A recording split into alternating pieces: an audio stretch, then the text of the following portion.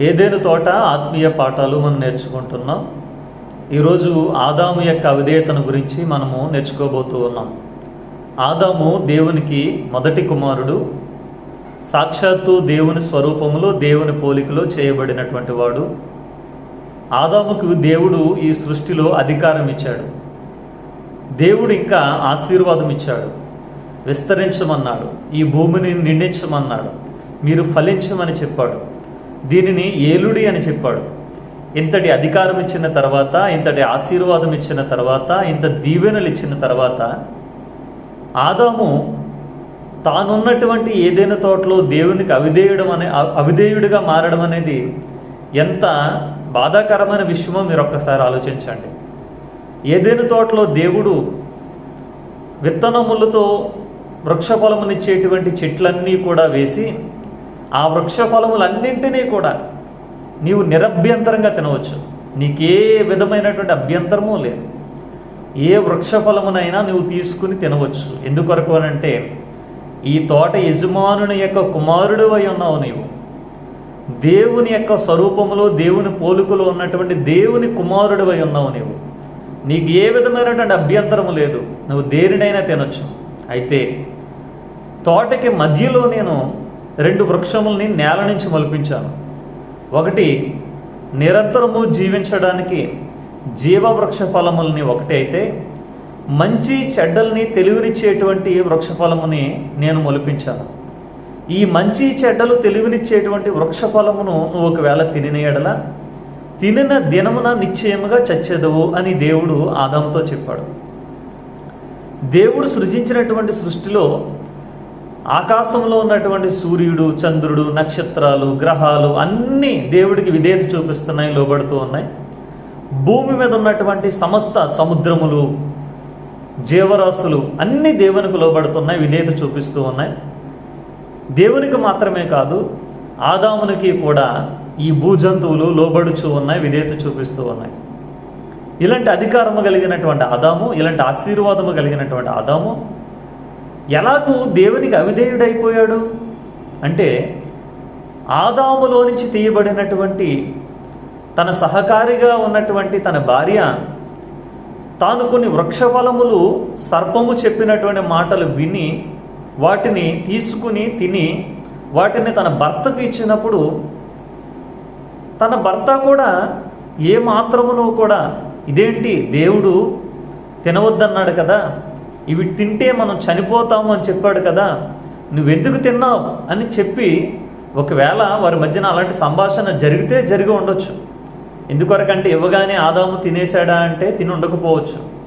కానీ దేవుడు ఎందుకు ఈ మాట నేను చెప్తున్నానంటే, 3వ అధ్యాయంలో ఒక మాట రాయబడి ఉన్నది. ఏమంటే, నీవు నీ భార్య మాట విని అని ఉన్నది. అంటే అవ్వ తాను తెచ్చినటువంటి వృక్షఫలములు తినుటకు ఆదాముని ప్రయత్నం చేసింది. అబ్రహాము కూడా తన జీవితంలో దేవుడు, నేను నీకు నీ గర్భవాసము నుంచి నేను నీకు సంతానాన్ని ఇస్తాను, కుమారుని ఇస్తాను అని చెప్పిన తర్వాత, శారా తన దాసి అయినటువంటి హాగరుతో ఒక కుమారుని, ఒక సంతానాన్ని నాకు దయచేయమని అడిగినప్పుడు, అబ్రహాము అదేంటి, దేవుడు మనకు సంతానాన్ని ఇస్తానని చెప్పాడు కదా అని ఒక మాట అనకుండా, భార్య చెప్పింది కదా అని వెంటనే హాగరుని తనకు భార్యగా తీసుకుని, ఈ రోజుకి కూడా ప్రపంచంలో ఎంతటి భయంకరమైనటువంటి పరిస్థితులు ఇస్మాయిలీల మధ్యన, యూదుల మధ్యన ఉన్నదో మనకు తెలుసు.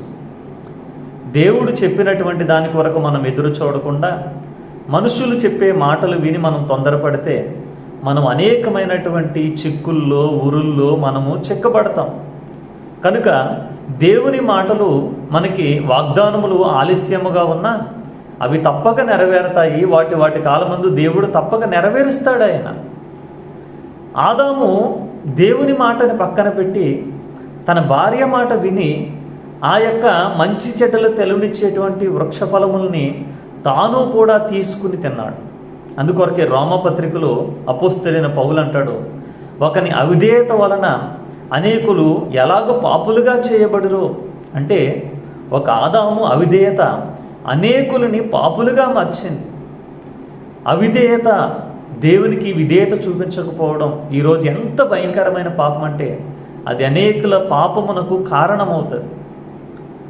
మనము దేవునికి విధేయులుగా ఉండుట కొరకు దేవుడు మనల్ని సృజించుకున్నాడు. ఆయన యేసుక్రీస్తు వారైతే హెబ్రీ పత్రికలో ఆయన ప్రార్థిస్తూ యాచన చేస్తూ మహారోదన చేస్తూ తను మరణం నుంచి విడిపించగలిగిన వానికి ఆయన ప్రార్థన చేస్తూ ఆయన కుమారుడై ఉండి కూడా కన్నీళ్లతో ప్రార్థిస్తూ ఆయన విధేయుడైను అని రాయబడి ఉన్నది.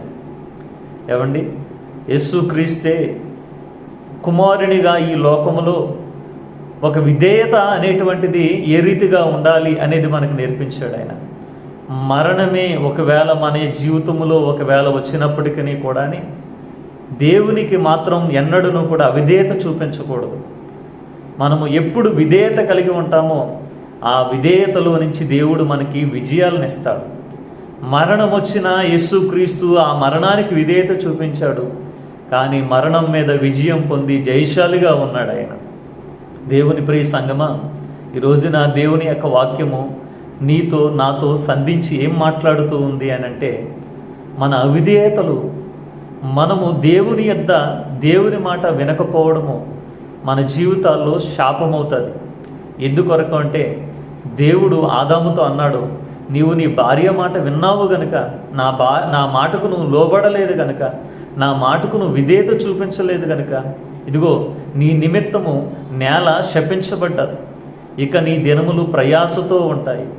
ఇక నీ దినములు చెమట కార్చి ఈ పొలమును పండించవలసి ఉంటుంది. ఇక నుంచి ఈ నేల గచ్చపొదలతో ముళ్ళ పొదతో ఉంటుంది. ఇక జీవితం అంతయు కూడా ప్రయాసతోనే నీ దినములు నువ్వు బ్రతకాలి. తిరిగి నువ్వు మన్ను నుంచి తీయబడ్డావు, మరలా తిరిగి మన్నైపోవాలి. ఎలాంటి మాటలు దేవుడు మాట్లాడవలసి వచ్చిందో ఒకసారి ఆలోచించండి. ఒక్క అవిధేయత ఎన్ని శాపాలు మన జీవితాల్లో తీసుకుని వచ్చిందో మనకి అర్థమైతే, ఈ రోజున దేవుడు నేర్పిస్తున్నటువంటి ఈ పాఠంలో దేవుడు మనకు చూపిస్తున్నటువంటి ఈ యొక్క దృష్టాంతములో మనము దేవునికి విధేయులుగా, దేవునికి లోబడి, దేవుని మాటలకు లోబడి జీవించమని దేవుడు మనకు నేర్పిస్తూ ఉన్నాడు.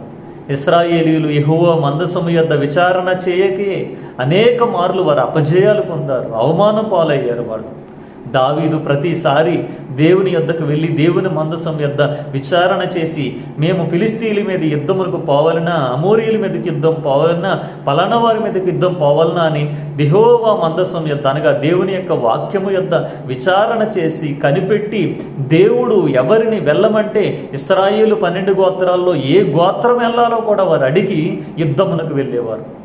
దేవుడు చెప్పిన రీతిగా వెళ్ళిన ఏనాడు కూడా వారి జీవితాల్లో అపజయాలు లేవు. ఎప్పుడైతే దేవుని యొద్ద విచారణ చేయక, ఎప్పుడైతే వాక్యముతో మన సమస్యలని మనము పరిష్కరించుకోక, మనం ఎప్పుడైతే మన అవిధేయతను మనం చూపిస్తామో ఆనాడు మన జీవితాలు అవమానముతో, మన కిరీటాలు మన తల మీద నుంచి పడి, మన అధికారం మనం పోగొట్టుకుని నిందల పాలై మన జీవితాల్లో హేళనకరంగా ప్రయాసతో శాపముతో మనము జీవించవలసినటువంటి పరిస్థితులు వస్తాయి కనుక ప్రభు అయిన యేసుక్రీస్తు మనకు నేర్పిస్తున్నటువంటి అద్భుతమైన పాఠము కడపటి ఆదాము ఇదిగో కన్నీళ్లతో యాచనలతో తను మరణం నుంచి రక్షించగలిగినటువంటి ప్రార్థన చేయుచు కన్నీళ్లు విడిచుచు ఆయన కుమారుడై ఉండి విధేయత చూపించను. ఆయన మరణము పొందినంతగా ఆయన విధేయత చూపించాడు, ఆ మరణముని జయించాడు. ఎవరు దేవునికి విధేయులై జీవిస్తారో అలాంటి వారి జీవితాల్లో అలాంటి విజయమును దేవుడు అనుగ్రహిస్తాడు.